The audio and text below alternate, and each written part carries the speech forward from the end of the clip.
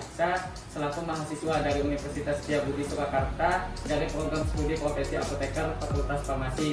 Di sini saya ingin melakukan sebuah konseling terkait gangguan renal, yaitu penyakit gagal ginjal kronis. Di sini saya bertindak sebagai apoteker dan teman saya bertindak sebagai pasien. Nah, untuk lebih jelasnya bisa teman-teman lihat di video selanjutnya. Check this out.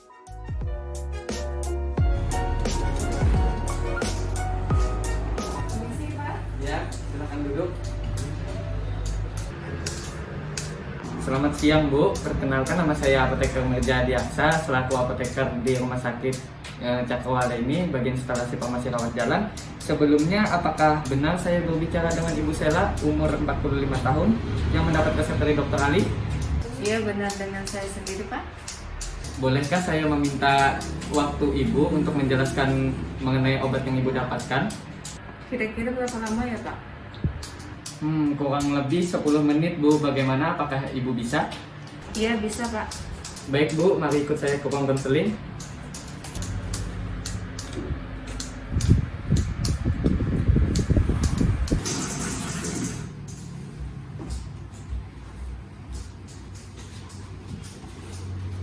Mari Bu, silakan duduk. Terima kasih, Pak. Mohon maaf Bu, sebelumnya apakah sudah dijelaskan oleh Dr. Ali mengenai obat-obat ini, baik manfaatnya, kemudian aturan pakainya, dan harapannya setelah menggunakan obat-obat ini?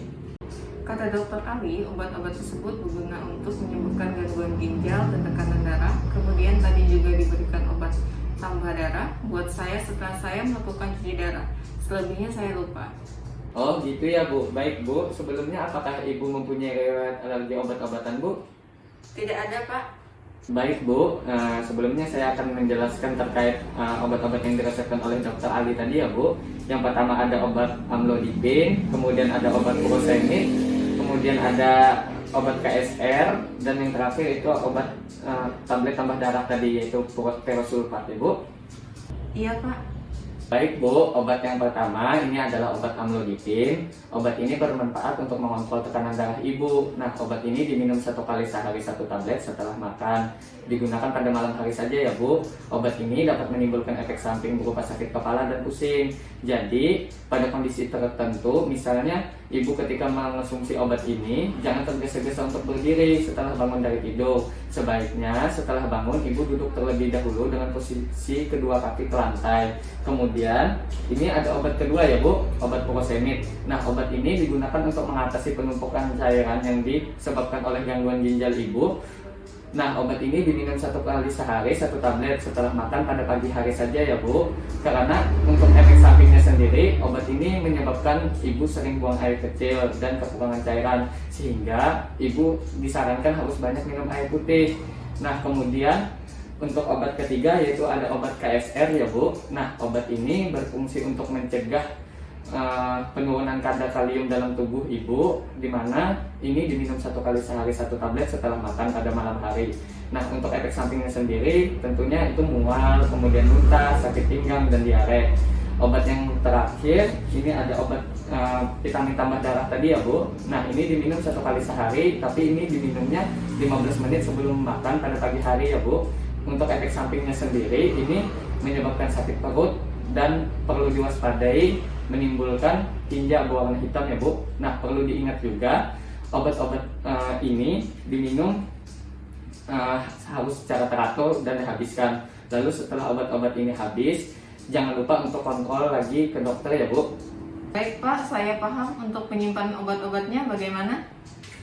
Obat-obatan ini ya Bu, disimpannya di suhu kamar, jauhkan dari cahaya sinar matahari, kemudian jauhkan juga di tempat yang lembab, dan hindari dari jangkauan anak-anak. Dan perlu diingat, apabila Ibu punya kotak obat di rumah, sebaiknya bisa disimpan di kotak obat saja ya Bu.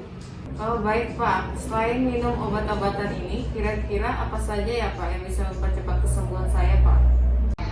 Selain minum obatan ini, Ibu harus banyak istirahat, kemudian olahraga yang ringan, banyak minum air putih, kemudian menjaga dan membatasi asupan makanan yang berkalori, kemudian berlemak dan berkarbohidrat yang tinggi seperti daging, kentang, ubi jalar, susu, dan lain-lain. Namun, Ibu harus tetap mengonsumsi makanan yang bernutrisi yang tinggi. seperti apel, kemudian ikan yang kaya asam lemak omega 3, kol, paprika, lobak, dan putih telur, agar nutrisi yang dibutuhkan oleh tubuh ibu dapat terpenuhi sebagaimana mestinya, yang mana nutrisi sangat penting untuk menjaga kesehatan ibu, khususnya dalam menjalani terapi hemodialisa. Oh begitu ya Pak. Iya ibu, kemudian setelah minum obat ini harapannya gangguan ginjal yang ibu alami dapat segera pulih dan membaik. Kemudian untuk tekanan darahnya dapat terkontrol sebagaimana mestinya ya bu. Baik Pak, saya akan berusaha semaksimal mungkin. Ibu, sebelumnya mohon maaf, apakah ibu sudah jelas dengan informasi yang sudah saya berikan tadi terkait obat-obatan ini? Sudah Pak, saya paham. Baiklah Bu, apabila Ibu sudah paham terkait penjelasan yang sudah saya sampaikan tadi, apakah Ibu bisa mengulangi lagi terkait penjelasan mengenai obat-obatan ini? Baik Pak, obat yang pertama yaitu Aflodifen. Obat ini bermanfaat untuk mengontrol tekanan darah. Aflodifen diminum 1 hari 1 tablet setelah makan pada malam hari. Obat ini dapat menimbulkan efek samping berupa sakit kepala dan pusing. Setelah mengkonsumsi obat Aflodifen, saya tidak boleh tergesa untuk berdiri setelah bangun dari tidur. Sebaiknya setelah bangun saya duduk terlebih dahulu dengan posisi kedua kaki ke lantai. Selanjutnya untuk obat yang kedua, furosemide. Obat ini digunakan untuk mengatasi penumpukan cairan disebabkan gangguan ginjal. Obat furosemide diminum 1 kali sehari 1 tablet setelah makan pada malam hari. Untuk efek samping obat ini dapat menyebabkan sering buang air kecil dan kekurangan cairan, sehingga saya harus banyak minum air putih. Kemudian lalu yang ketiga, KSR. Obat KSR ini berfungsi untuk mencegah penurunan kadar kalium dalam tubuh. Diminum 1 kali sehari 1 tablet setelah makan pada malam hari. Efek samping yang dapat ditimbulkan yaitu mual, muntah, sakit pinggang, dan diare.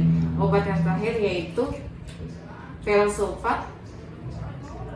Obat ferosulfat berfungsi sebagai vitamin tambah darah, diminum 1 kali sehari 1 tablet, yaitu 15 menit sebelum makan pada pagi hari. Efek samping yang ditimbulkan dari obat ini adalah sakit perut dan tinja berwarna hitam.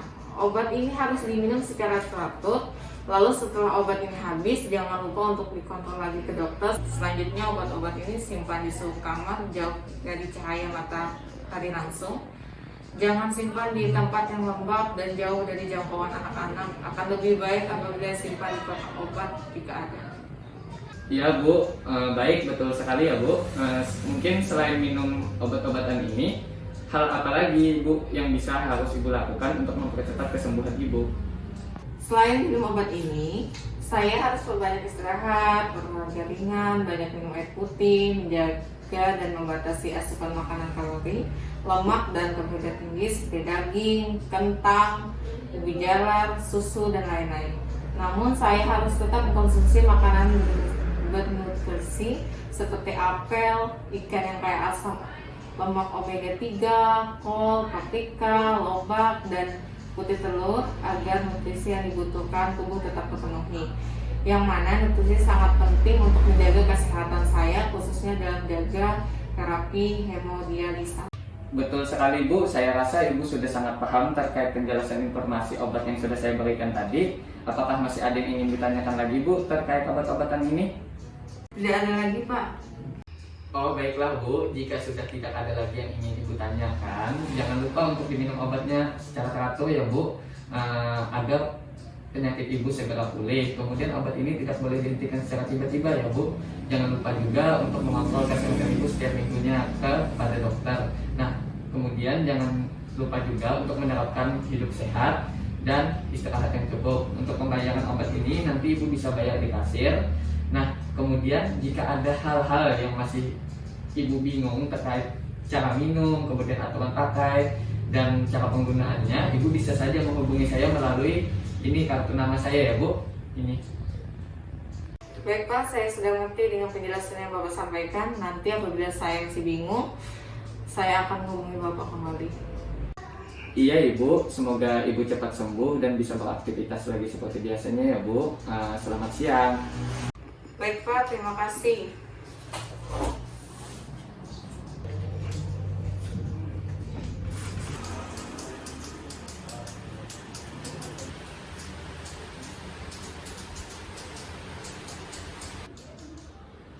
Baik, mungkin itu saja yang dapat saya sampaikan. Kurang dan lebihnya saya mohon maaf. Saya Mirza Adi Aksa, pamit undur diri. Wassalamualaikum warahmatullahi wabarakatuh.